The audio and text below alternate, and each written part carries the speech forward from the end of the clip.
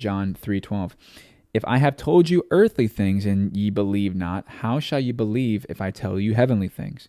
So I believe that this is also that milk and meat concept, is that we need to understand, and I do hammer on the letter of the law first, because this is the milk. The milk needs to be digested first before I can apply spiritual concepts to my readers and to the students and to followers of Christ. If people choose to listen to what I'm saying, you need to present the letter first. The letter is the milk. Okay.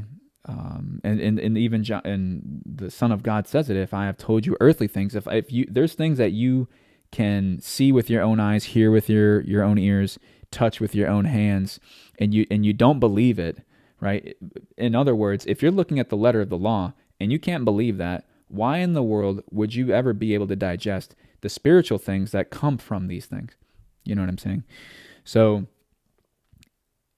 we should just be, we should strive to understand the black and white first, and then we can chew on meat and chew cud when we understand these rudimentary concepts, okay? Because a lot of people think that when you're coming to this knowledge of the truth and believing and fearing God and keeping the commandments, that you're serving in oldness of letter and not newness of spirit.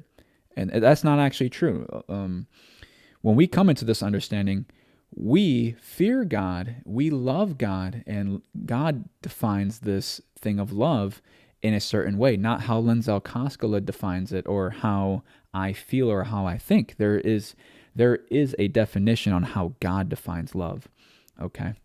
And it's not by me reading the letter of the law, but by doing it. It's being not a hearer only, but a doer, Romans 2:14, okay? And the spiritualization, people want to spiritualize the word of God and kind of nullify the letter of the law by doing so. And I do want to spend a little bit of time on this. I probably should have added this to the intro, but people do spiritualize away, actually nullify the law and nullify the word of God through faith, as Paul kind of warns us about in Romans 3:31. Do we make null or do we make void the law through faith? And he says, God forbid. Yeah, we establish the law. The spiritualization happens when the letter is not completely understood.